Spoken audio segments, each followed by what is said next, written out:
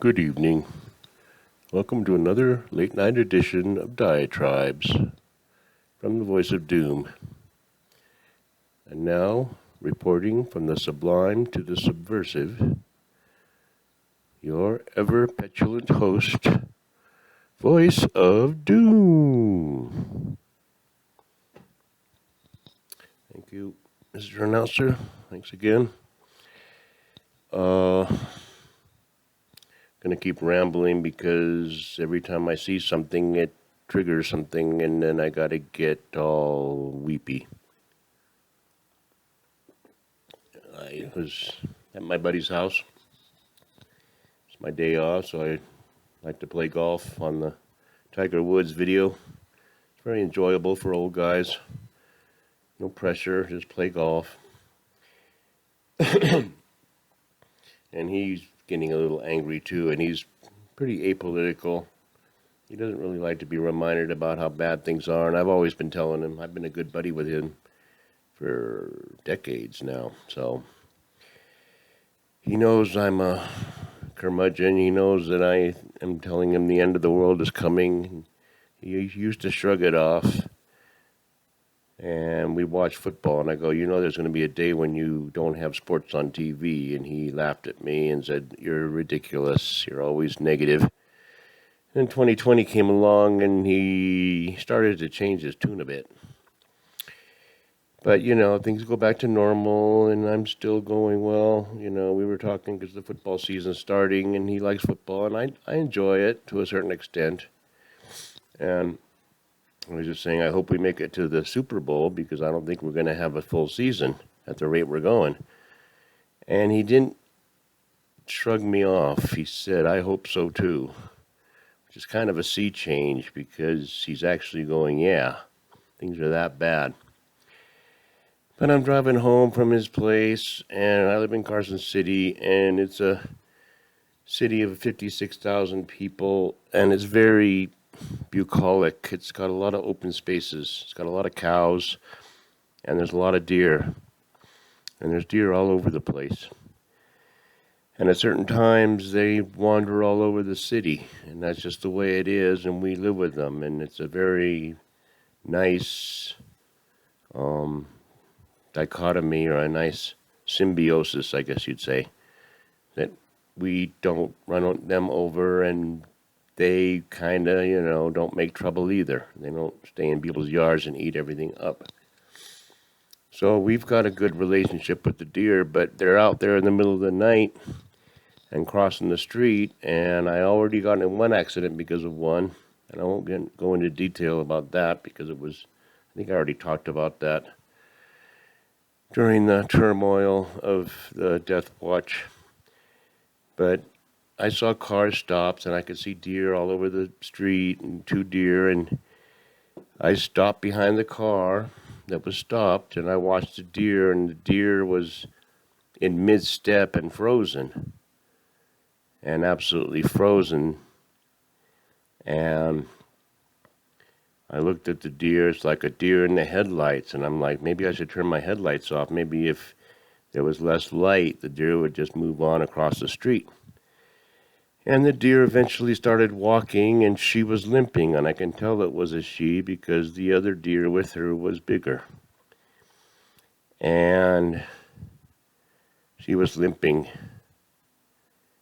And then she got to the other side of the street and looked back to see if her mate was following, and he was looking very uncertain about what to do. And I got emotional, because I tend to put things into allegories or metaphors, and I saw those deer as the people that were led to think that they were going to have a modern society, and were dropped into the pit. And I got emotional because I saw the deer, and she looked back, and she's limping, okay? Not just a deer, but limping. And looking back like, are you coming? Or they have herds, and they hang out together, and they are big, so they've been around for years. They're not just little, you know, rodents or whatever. They're developed. So they've been around and hanging around together, and I saw the human condition in that moment. And I was going to cry because I don't like seeing that kind of metaphor in front of my eyes, because I'm thinking about those people. I don't know whether to vent my hatred for the incompetence and the smug hubris. That's beyond hubris. It's vile pile of garbage, of putrescent waste, of rotting. I won't go on. I just saw the metaphor, and it really tugged at my heart. And I'm like, man, we're going to have to do something, because private enterprise, private people, there's charities, there's we don't have to rely on the government. There's private people, and they're being stymied. And I know what the rationale is. Well, if you start going in, you're going to ruin all the plans we made, and you're going to ruin everything, and you're going to cause a bad situation, or it's not safe. And it's like, we want to go rescue people. We don't give a crap. And they're being stopped. And they're having, to show their papers, and their passports get stolen. They get ripped right out of their hands. Here's my passport. Thanks. See ya.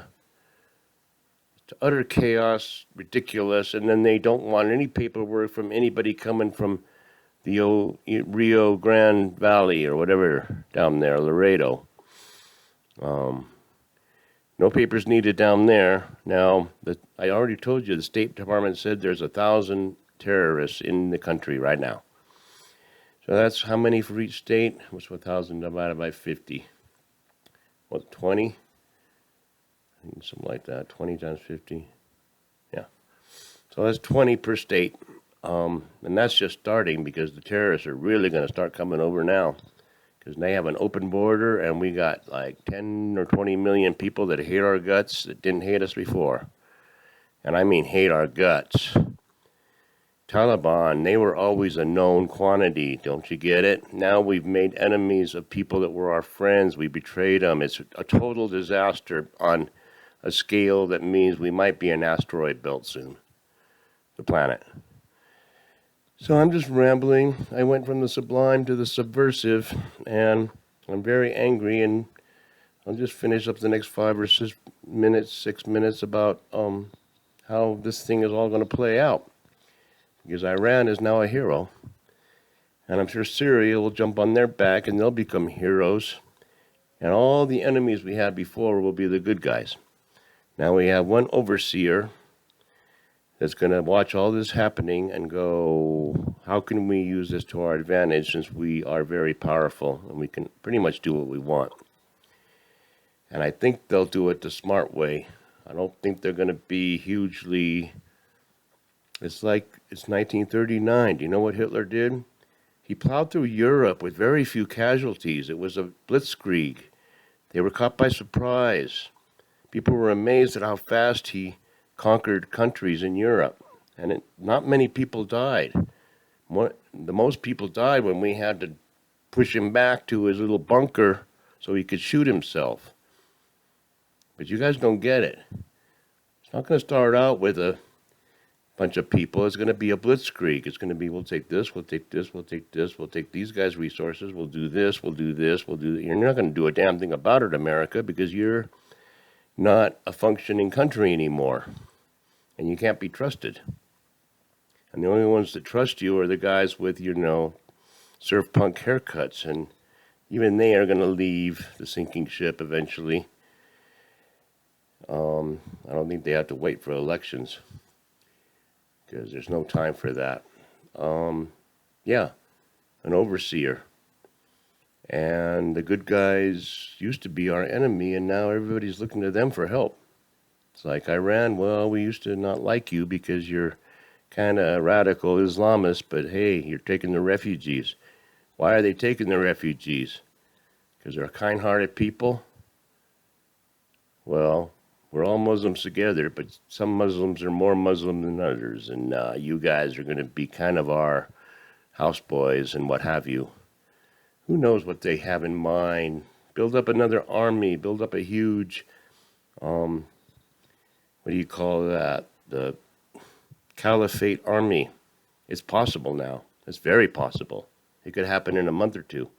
That's another thing I got to warn you guys about, because I haven't gotten quite fatalistic enough. I haven't really gotten down to, why we should be worrying about it happening soon. I don't think a lot of these guys are interested in their legacy. They're interested in power now. And that makes all the difference, because they are going to want to do things drastic now in order to put their name in posterity forever. They're megalomaniacs, and they probably act all innocent. I'm just a waiter. I'm just a Chinese waiter. No, the guy could be really bad if he has visions of grandeur. And you guys don't seem to want to get it. Forget about Tin Pot Idiot Fat Boy with the weird haircut. South Korea. That's going to be swallowed up. Or North Korea. South Korea too, yes, of course. But that's all going to be swallowed up. And we're not going to do a damn thing about it because nobody trusts us to help them. It's like, no thanks, we'll try to get through this ourselves. We don't want you over here. It's going to be a great day in what used to be America. It's a geographical location. It's a landmass that used to be called America. Now everybody knows it's not. Everybody knows it's not. And when the idiots wake up, they're going to really be sorry about what they caused to happen. And I'm talking about down to the rank and file.